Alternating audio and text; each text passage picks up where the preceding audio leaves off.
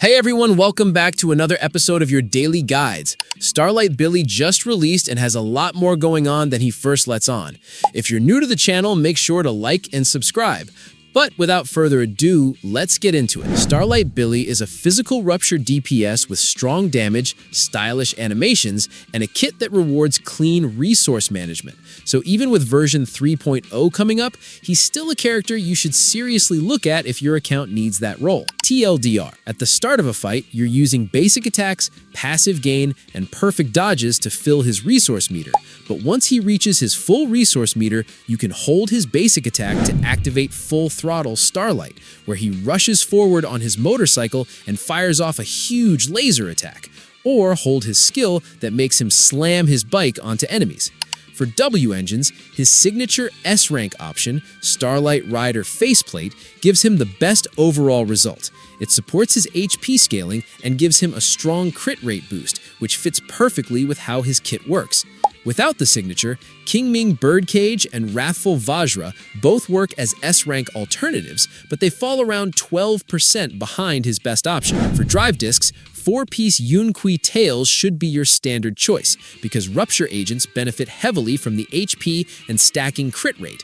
You can pair that with 2-piece Branch and Blade Song or Woodpecker Electro, depending on what your account has available. Stat-wise, you're aiming for around 18,000 HP, while keeping a strong balance between crit rate and crit damage. Billy also cares a lot about his team setup. He performs best when you run him with a stunner and a support agent, because that gives him cleaner burst windows and stronger damage consistency. His strongest team right now looks like Billy, Dialyn, and Lucia, since that lineup gives him reliable performance across multiple types of content. If you don't have those S-Rank options, Billy, Koleda, and Panda gives you a much more accessible team that still performs well. For Mindscapes, M1 and M2 give him the best early value.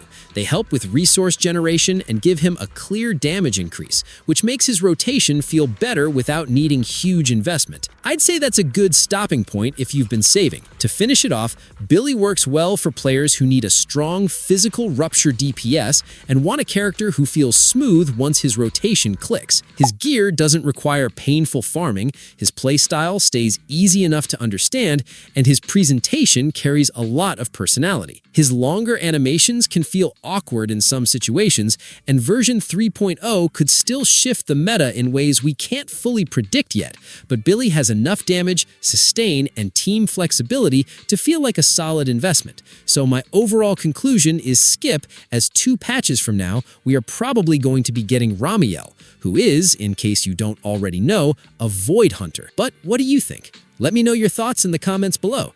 If you enjoyed this breakdown and found it helpful, make sure to like and subscribe for more. Thanks for watching, take care, and I'll catch you in the next one. Peace.